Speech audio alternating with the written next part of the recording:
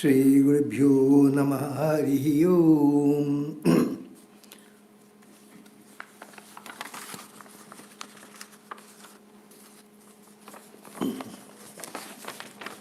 You know, Naren would be Swami Vivekananda. His whole life was a struggle. He achieved many things, but he struggled hard, you see, everywhere. So, our main ideas, he has said already, is to describe his struggles. You see, before he came to Ramakrishna, was with Ramakrishna, and afterwards, you see, till he got the, as I have said, the compass of his life, because he knew his potentialities, but he did not know the modus operandi. How and in what way he will do his mission in this life. Now, when he had contact with Ramakrishna, there are certain questions in him. One was that was this master, that was Ramakrishna, was superficial like the Brahma Samaj leaders. Superficial in the sense that Brahma Samaj leaders, they had qualities. I must not belittle them. Some of them had great qualities. You see, for example,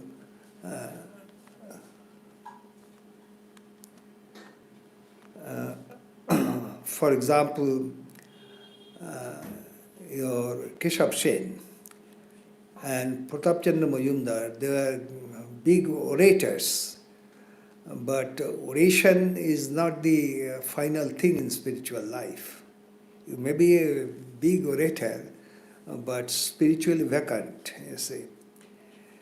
So, anyhow, I shall not go into these questions now. Whether Ramakrishna had reached the pinnacle of spiritual experiences, that was another question. And then he had the third question, whether his experiences were demonstrable. You can demonstrate it, or it was just personal, let's say. Now, these are the four main questions with him, and he had, this was his struggle. You see, 6 years of struggle with Ramakrishna, disciple, no doubt, but you see, it is a very difficult disciple. Now, before, he came in contact with Ramakrishna, that means I am not just saying that he saw and he had a small chat. It is not that. Real coming to Dakshineshwar, that happened sometime towards the late January 1882. And his father died in February 84. You see. So this was the time when he was tasting, you see, Ramakrishna. And I shall give you the history of this tasting, why he was tasting. Everybody does not taste his guru in the way Naren or Swamiji did, you see. There is some special reason for it, why he was doing like that, you see.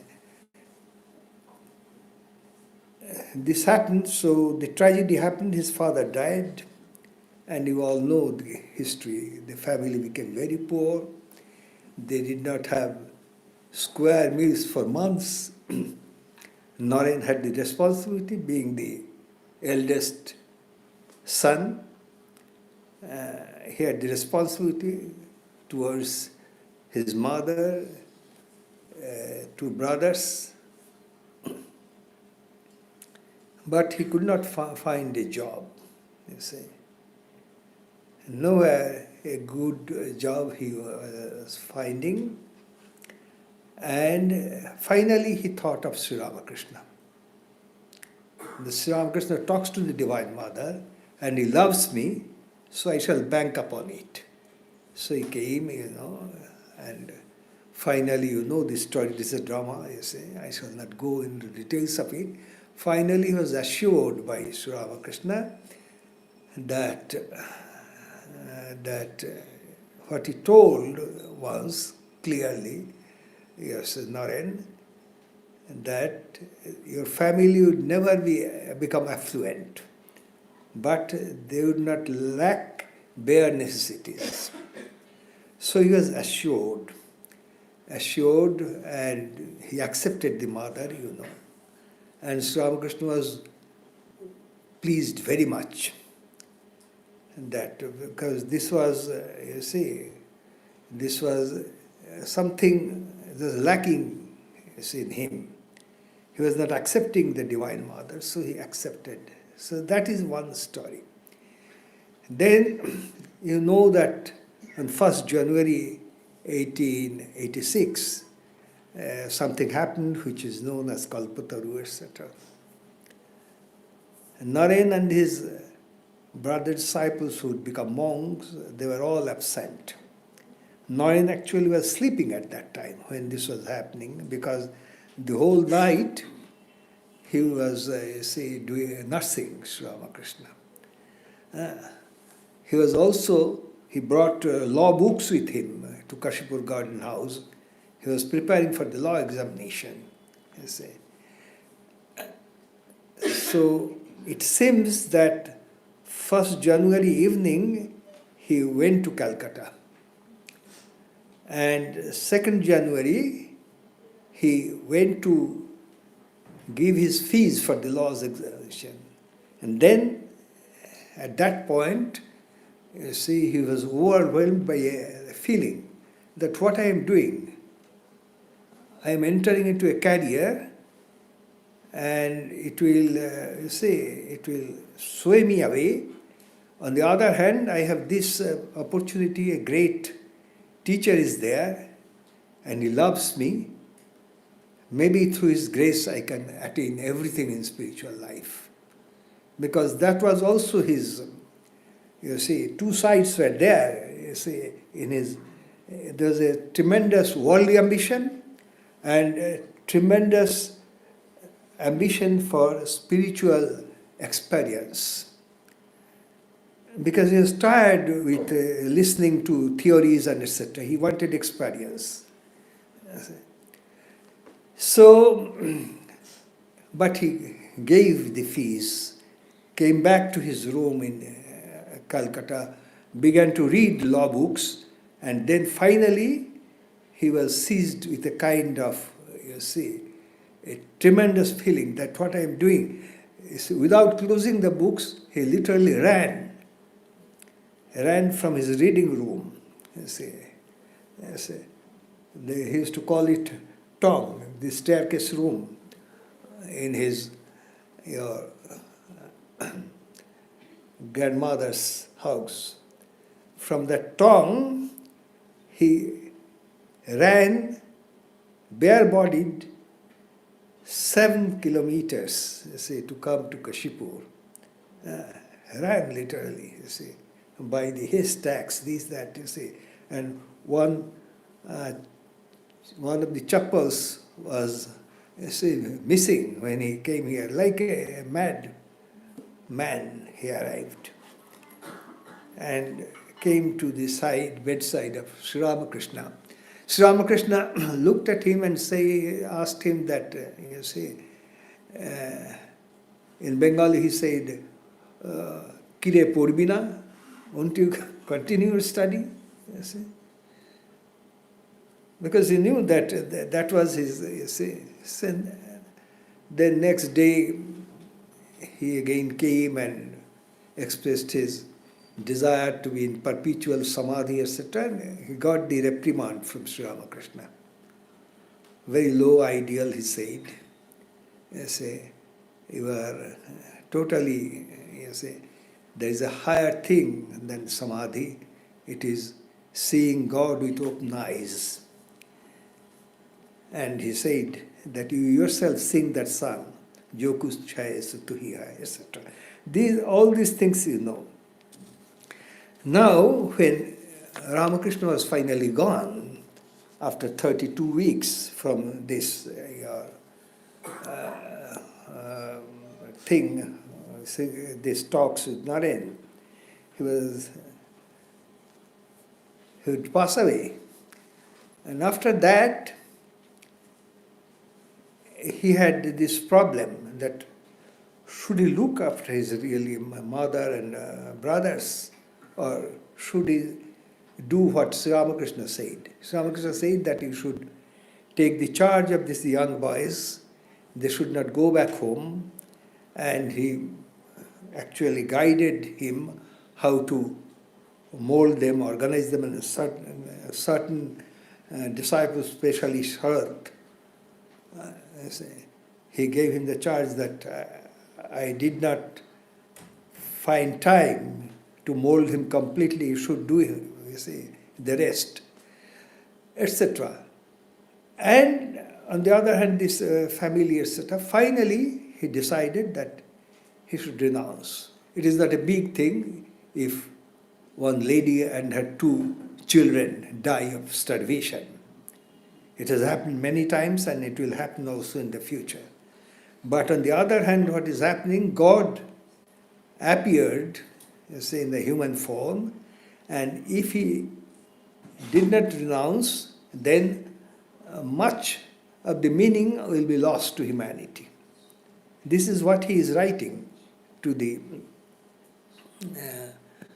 one Diwan who wrote to him while he was in America that he has seen his your family in Calcutta and he thinks that he is very cruel.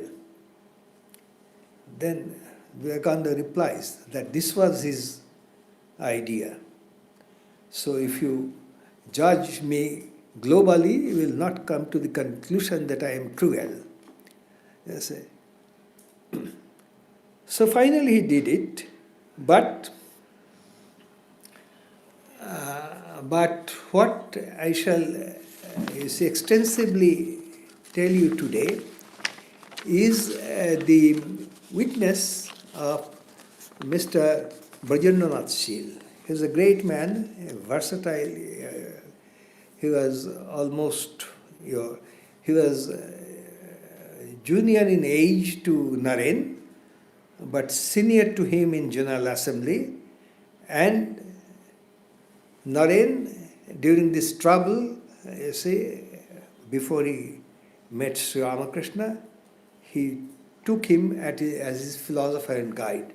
And also a few others. He is not the only person. Brajendra Shil he's the second vice chancellor of Mysore University. He was a versatile genius. He wrote The Positive Sciences of the Hindus, is his book. He was a great scholar. Anyhow,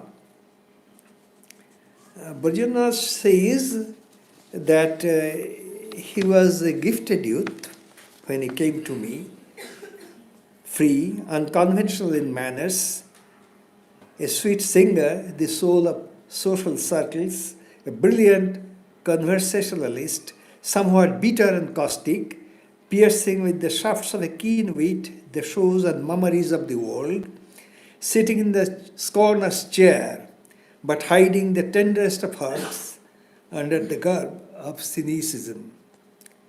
This is how he, but he says that there was something inside him, he calls it the Sturm and Drang. These are German words he used. Sturm means storm, and Drang means your wishes, your desires. he said that he was in the vortex of this. Now, before he came to your Shil, Barjanda, not Shil, he had already read the 3 essays of John Stuart Mill. And the main theme of the 3 essays is this, that there are many things which pass in the name of a religion. They talk about God, they talk about soul, they talk about afterlife, you see, they talk about karma, but they do not give any solid proof. So, but in science, in the opposite case, you see, you may say many things, but you have to show it. You see, even Einstein's your theory was not accepted unless, you see, when Eddington, you see, saw during the eclipse that really the starlight is being pulled by gravity. So after that, you see, he was recognized, and then he was given a Nobel Prize. You see, nobody takes your things. Chandrasekhar had to wait 50 years before his idea of this dark matter is accepted, you see. So, in science it is like that, but not in a case of religion. A teacher comes or a philosopher writes books and people take those things. You see. This was his main idea, that everything should be tested in religion. Whatever you are accepting is then a proof behind. So this is one thing, and this became a part of his life. It did not leave Naren even when he became Vivekananda. He was testing everything. Then the second idea is your Hume's, David Hume's. He is known as a skeptic scholar, though modern scholarship has established that he believed in a God who was not morally good. Naturally, because if God is omnipotent and he is merciful, and at the same time there is so much of injustice and so much of suffering which you cannot explain, then you cannot but blame God. So that is Hume's idea. And Herbert Spencer's idea of the unknowable. There are many scholars, even in India there were scholars who were saying this in the past, that the final truth cannot be known by the human mind. So these things, what happened, it impacted Naren in a big way because it took away his devotional practices. And he was finding no other prop. So at that time he came to him, and your Brajendranath led him to first Shelley, Percy B. Shelley, who was equally a rebellious spirit. See, he wrote as a young boy, of course with a friend, The Necessity of Atheism, and distributed that booklet to all the colleges of Cambridge University. Why you should not believe in God, that is the idea. You see. And the fury and frustration of a young man who is searching God through reason only, you find in that book. So this Percy Shelley, he was traveling on Geneva Lake in 1816 with Byron, and he saw from the Geneva lake the alpine beauties, and that struck him immensely, and wrote a hymn. He called it hymn almost, because to him it was almost a deity, hymn to the intellectual beauty, he wrote. So he led him to that since he had this thing, he found a solace in this, because intellectual beauty doesn't mean that the beauty of the intellect or of the mind.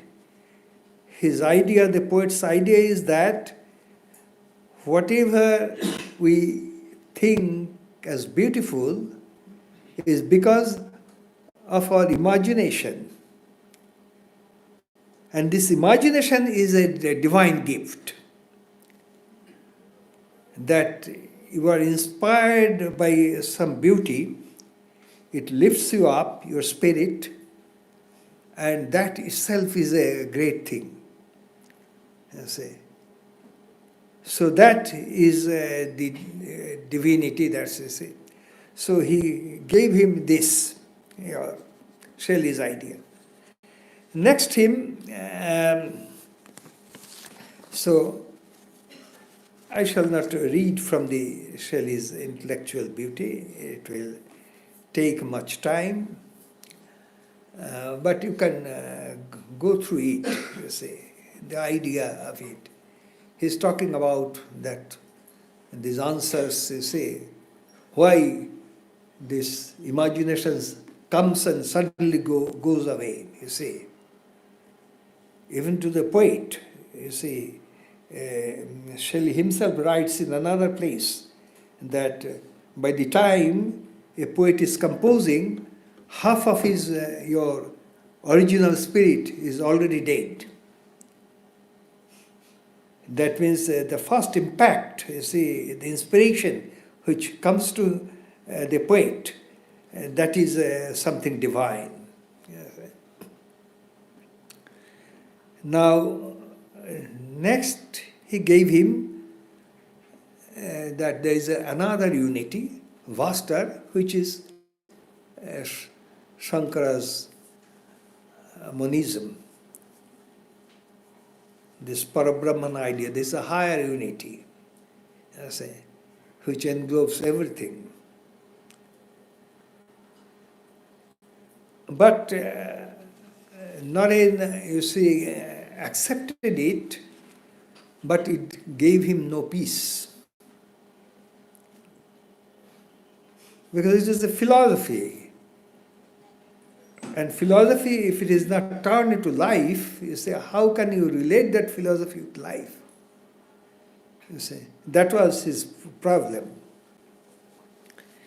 So, Schill says, the principle of individuation was with me the principle of evil. The universal reason was all in all, nature, life, history, being the progressive unfolding of the absolute idea. The element of feeling appeared to me merely pathologic, a disturbance of sanity and order. How to overcome the resistance of matter, of individuality, of unreason, to the manifestation of pure reason was the great problem of life, society, of education and legislation.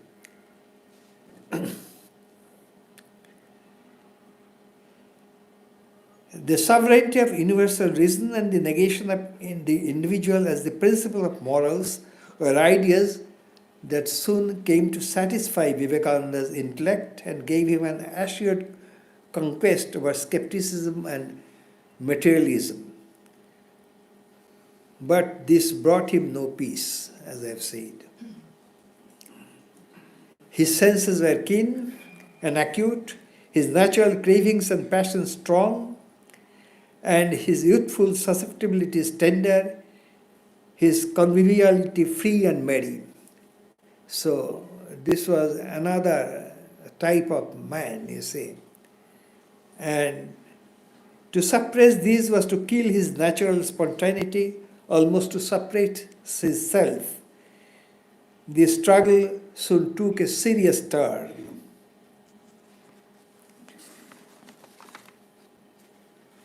the fascinations of the sense and the cravings of a youthful nature now appeared to him as impure, as gross, as carnal. This was the hour of darkest trial for him. Schill says, I saw and recognized in him a high, ardent and pure nature, vibrant and resonant with impassioned sensibilities. And then, at that point, you see, to his request, a repeated quest for some power which would deliver him from bondage and unavailing struggle, I could only point to the sovereignty of pure reason. Then those were for me the days of a victorious Platonic transcendentalism. He confessed that though his intellect was conquered by the universal, his heart owned the allegiance of the individual ego, and complained that a pale, bloodless reason, sovereign de jure but not de facto, could not hold out arms to save him in the hour of temptation.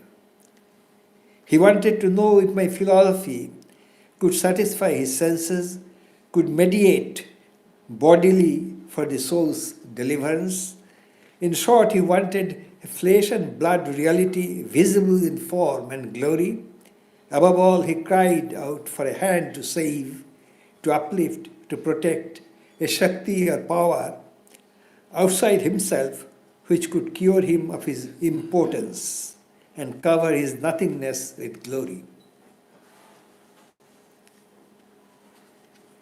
At that time, this appeared to me a weakness born upon reason. His demand for perfection in the flesh and for a power out of ourselves to save, the sacrifice of reason to sense. He tried diverse teachers, creeds, cults, and it was this quest that brought him, though at first in a doubting spirit, to the Paramahamsa of Dakshineshwar, who spoke to him with an authority that none had spoken before. By Shakti brought peace to his soul and healed the wounds of his spirit. But his rebellious intellect scarcely owned the master. His mind misgave him, and he doubted if the peace which would possess his soul in the presence of the master was not illusory. It was only gradually that the doubts of that keen intellect were vanquished by the calm assurance that belongs to ocular demonstration.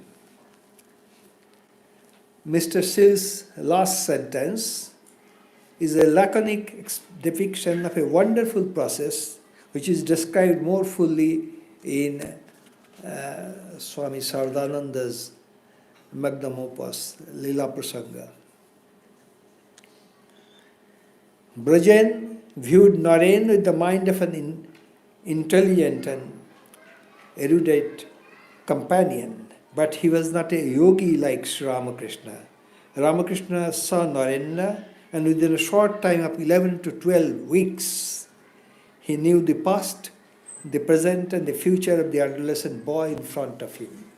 Because it is evident that the November meeting in 1881, November meeting in the drawing room of Surendranath Mitra, and his first coming to Dakshineshwar, Sri Ramakrishna praying to him with folded hands, you see, and what we are saying at that time, it is almost a difference of 11 to 12 weeks.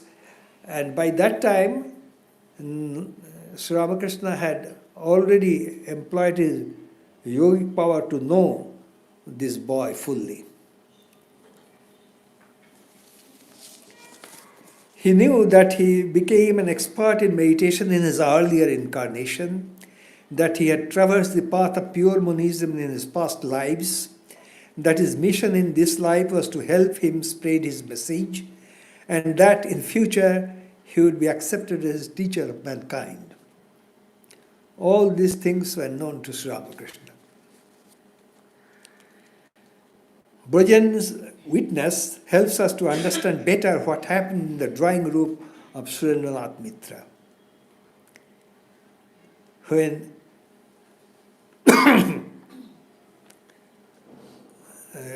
the thing is that he was asked to sing, Naren sang, and then Sri Ramakrishna, you see, usual samadhi, and he talked, etc.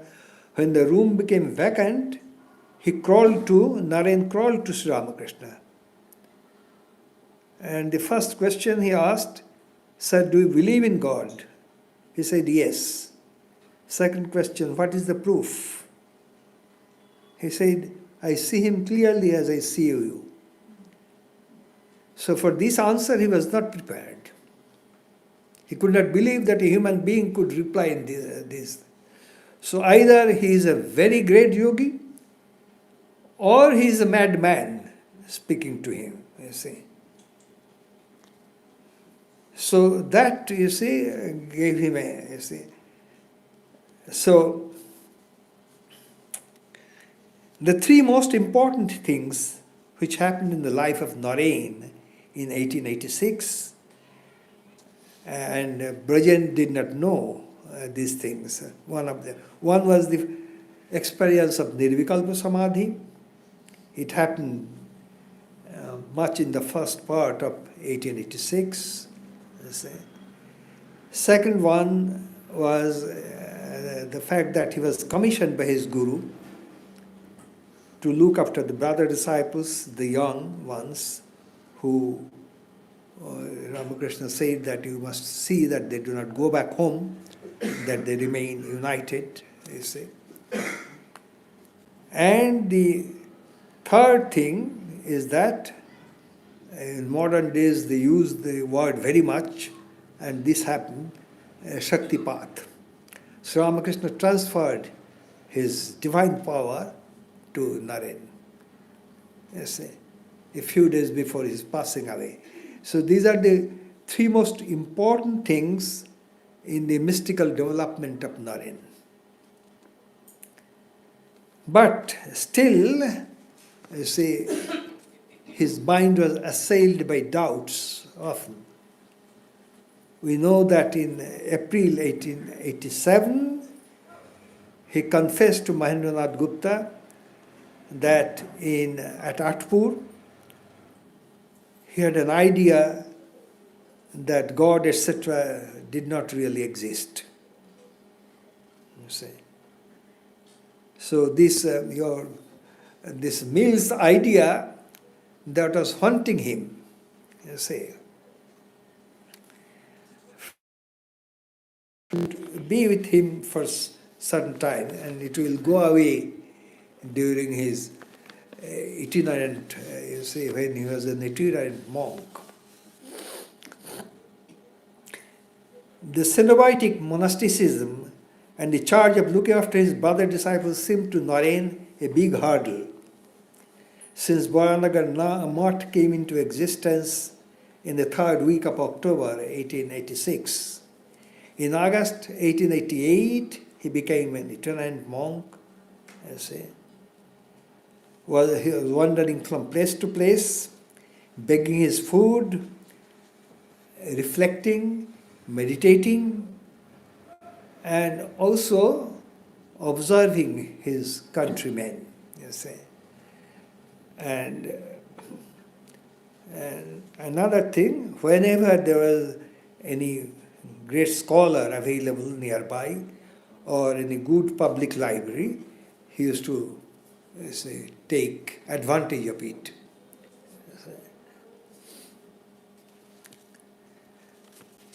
So in the first period, what happened in Gajipur, many of you know that he became fascinated with Pahari Baba. The usual, you see, from our books, you get the information that he had lumbago.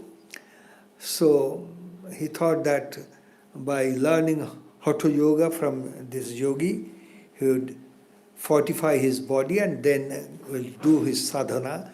But there is another version of it also, you see, equally from, you see, Mahapurush Maharaj, from the source of Mahapurush Maharaj, that he was yearning for a vision of Ramakrishna and he was not getting. So he decided, he came to the conclusion that Ramakrishna had entered into Nirvana and he was no more available for humanity.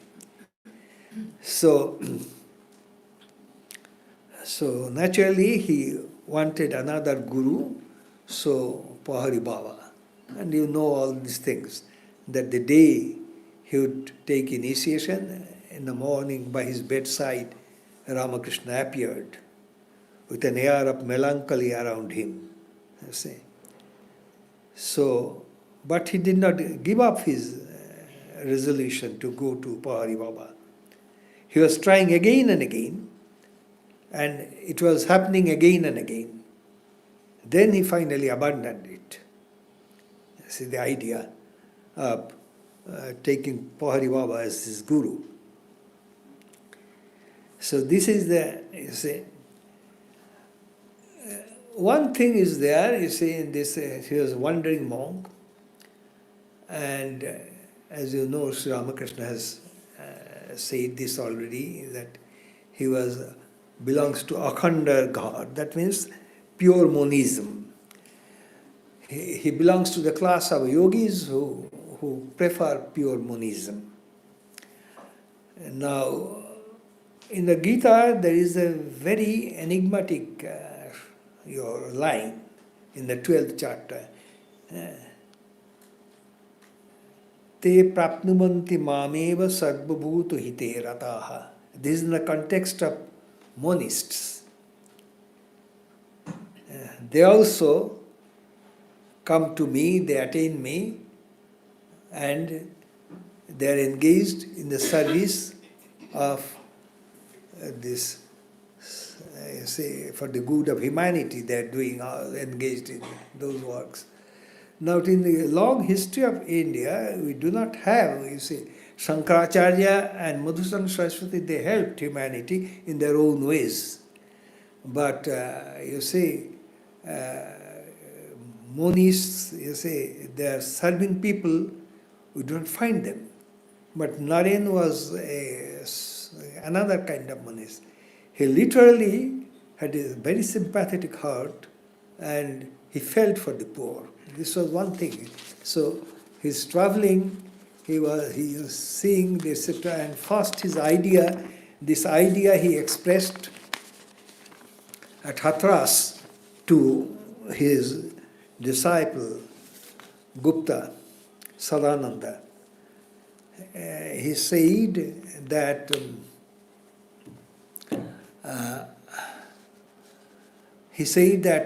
you see, he requested him to stay in his home for a few more days. He said, no, I have a mission, and he talked about the need of regeneration of this country through education, through science, etc. So already the idea struck him. In July 89, he came back to Calcutta because of his illness and because of the death of two prominent benefactors of the Ramakrishna order. They died in the first half of 1890. Balaram Bose and Srinath Mitra. So he came to Calcutta, and you see, within a few months, in July 1890, he again became a Paribrajaka. And he himself described his ordeals. Many of you have read it, you see. This Vidya hitu kori pran pan ardhe kori chai khai dharmatari kori katamoto gangati shashana alay naditir parbat gavar bhikkashane katokal jai asahai chinnabar dhare dare dare udara puran bhagna deha tapasar bhare. Now, he described that half of my vitality I have spent in the search of knowledge. for spiritual development. I have sat on river banks and cremation grounds, in the caves of mountains, with tattered clothes. I have knocked at door for a morsel of food, and under the weight of this austerity, my health was shattered. So this was his tapasya, this was his struggle. But the struggle has also a bright side. He achieved also many things. During this travel, he had at Kakri Ghat, he had a special meditation where he understood that the formed and the formless, they are in permanent embrace. Which means, in Vedantic language, it is, he had already this Aham Brahmasmi because he had Nirvikalpa Samadhi at Kashipur. But the other part of this story, Sarvam Khalidam Brahma, this became clear to him. You see, Sarvam Khalidam Brahma, I am Brahman, it is all right. Every other living beings, they are also basically, you see, he would say later in his Raja Yoga lectures, each soul is potentially divine. So that idea became, very clear to him at Kakri Ghat. So this was a very important idea. And the third thing which he obtained at Vivekananda, what is known now as Vivekananda Rock, he got the mantra of give and take. He saw that both civilizations, Eastern and Western, they had successes, but they had shortcomings. We achieved Nirvikalpa Samadhis. Many yogis were born in this country with this experience of Nirvikalpa Samadhi. Patanjali have sutras. He mentions all the siddhis and difficulties. Even he mentions the question of your what is known in Buddhism as the visiting of the Mar, in Christianity as the temptation of the Satan, you say. So, you say, sthani upanimantrane, sangasmaya akaranam, punassangadoshat. So, that means, you see, all these things, that means that these are recorded. So many people have these, you see, experiences. So, but still, there was the society fell. We neglected one part. You see, we did not give much attention to it. We did not give much attention to defense of the country. The country was ravaged, as Vivekananda himself would say it. The sword flashed. Victory unto Allah rent the skies of India. For 600 years, blood was spilled from the Pacific to the Atlantic. So, India had all these things, you see, but this side was not there. West has done wonderful things already at the end of the 19th century. They have advanced much. Science was progressing rapidly, you see. But then the religion side was very primitive. You see. The popular Christian ideas, they are very primitive, you see. So give and take. So he got this mantra, and so he got the compass of his life. Om Shri Ramakrishna Arpanam Astu.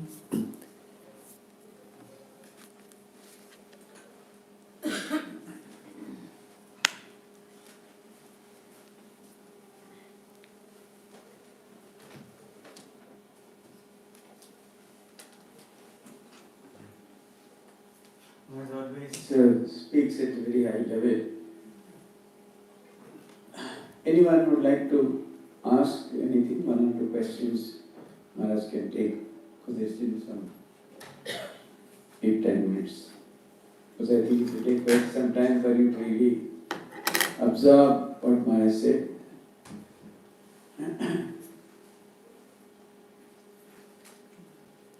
Om Etagne Dhaika Shakti Ramakrishna Sitahiya Sarva Vidya Swarupam Tam Saradam Pranamamiham. Maharaj spoke very elaborately because of the struggles of Narendranath before he really became the true Swami Vivekananda. Because initially he had this quest for God, what was God, etc. But along with it, he was so powerful intellectually.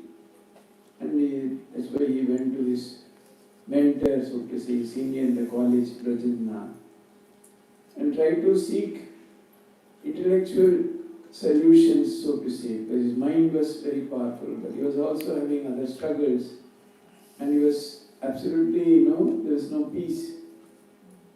So by all that, finally he came to Sri Ramakrishna, and then there was a real turning point, because if he could, earlier he never thought that he could get an answer for whether God existed. That is why he was so restless and he had no peace of mind. That's why he was trying to seek solution in other avenues, through intellect, through other things, what is possible. But when he came to Sri Ramakrishna said that yes, I have seen God, I can show him to you also. Then of course his life took a great turn. And then further turns also, as Maharaj beautifully put it, his meaning for Samadhi, his understanding how Thakur gave him the responsibility of all the monks, and also slowly the idea not only Aham Brahmasmi, also that Sarvam Kalitam Brahman, and the idea of sharing and between the East and West, which kind of crystallized in his mind in Kanyakumari. Because it's all matter for deep thinking and meditation and deep study. So we are so beholden to Maharajji for coming here and spending time with us this evening. Maharaj is not keeping well, actually he is going to Kerala for Ayurvedic treatment.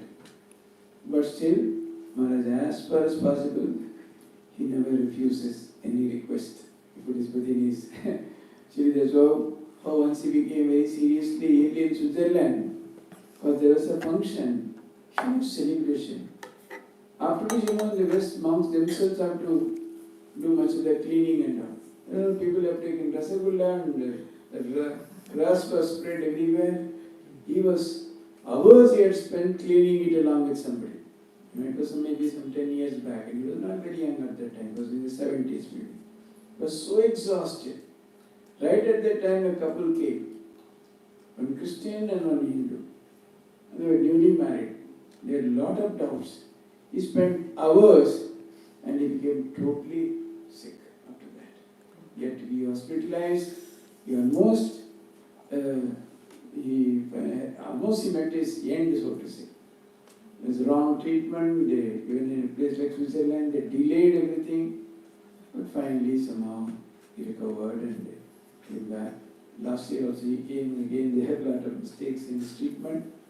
Now Maharaj is quite recently okay, and Kerala, that place suits him, so he comes very frequently. So Maharaj, next time when you come to India, please keep at least 3 days for Delhi. They are giving you advance application and request and whatever it is. So you'll have 3 days of talks so that people can absorb, and next day they can maybe ask you questions and things like that. So nice. So we have our series of talks.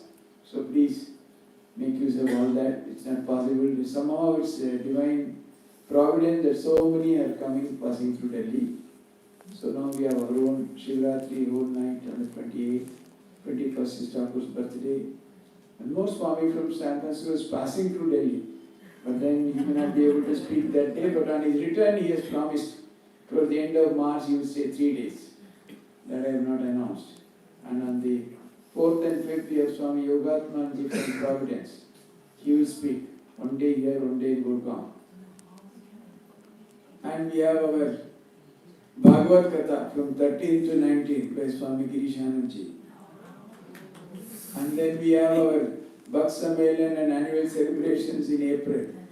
And there is something very big that I will not announce now. That is in the middle of April. That is a secret. So all these programs are there. Please make use of all that and then.